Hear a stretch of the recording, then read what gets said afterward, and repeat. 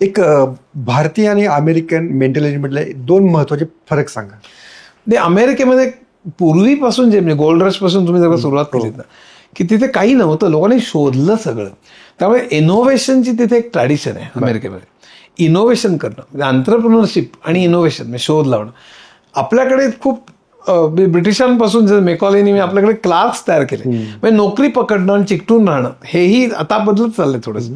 पण तरी इनोव्हेशन फार कमी आहे. आता थोडे चालू होतात इन्क्युबेटर्स हे ते, पण जगावर राज्य करू असं काय प्रॉडक्ट्स आहेत आपल्याकडे. 80-90% सगळं इम्पोर्टेड आहेत. म्हणजे कुठलं टी-व्ही बघा, गाडी बघा, मोटरसायकल बघा, सगळ्या ठिकाणी आपण म्हणतो आपलं करंट अकाउंट डेफिसिट भयंकर कमी होणं, रुपयाचा भाव एवढं पडणं, हे सगळं आपले इम्पोर्ट्स एक्सपोर्टपेक्षा खूप जास्त आहेत.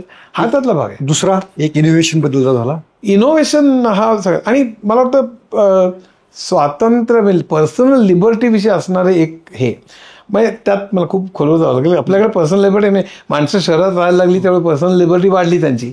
खेड्यात त्यांच्याकडे सुरक्षितता होती. एरिक फ्रॉमचं फार चांगलं अनालिसिस आहे. सुरक्षितता होती पण लिबर्टी नव्हती.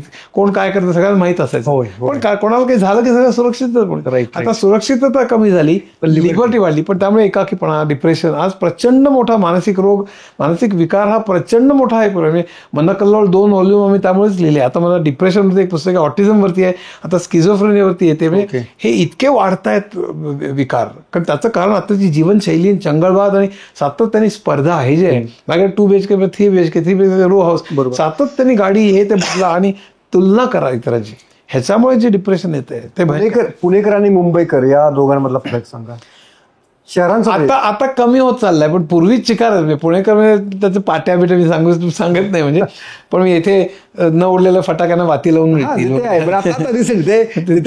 जुने झाले. आता तुम्ही इतकं सहज सांगतो म्हणजे पुण्यातले काही लोक 4 लोक डेक्कन जिमखाना बसले होते आणि मुंबईहून कोणतरी आला आणि त्याने विचारलं की जंगली महाराजकडे असंच जायचं ना, तर पुण्यात हात खाली करून गेलं तरी चालतं म्हणाल.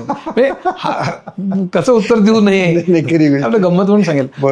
मुख्य पुण्यामध्ये एक याच तऱ्हेने आयुष्य जगणं आणि पुण्याचा एक अभिमान तो जात चाललाय तसं IT आणि सगळ्याच्या. पण पूर्वीच्या म्हणजे पेठांमध्ये अजूनही ते वागणं आणि हे ते वगैरे सगळं अजून जुन्या मुंबई पहिलाच कॉस्मोपॉलिटन आहे आणि त्यामुळे हा वाद आता काही मराठी वगैरे चालू आहे. पण मला तर काय मला मुख्य म्हणजे माणूस सगळ्यात महत्वाचा. म्हणजे देश सुद्धा नाही, माणूस. त्याच्यानंतर मग देश, त्याच्यानंतर मग प्रांत. आपण फार जितकं आपण स्वतःला कमी मग माझा प्रांत, मग माझी भाषा, मग माझं, तर आपण जितकं विशाल असू ना, सगळ्या माणसांचं कमी, आपलीच सर्वे सुखिना संतु, सगळ्यांचं भलं झालं पाहिजे आपली प्रार्थना आहे.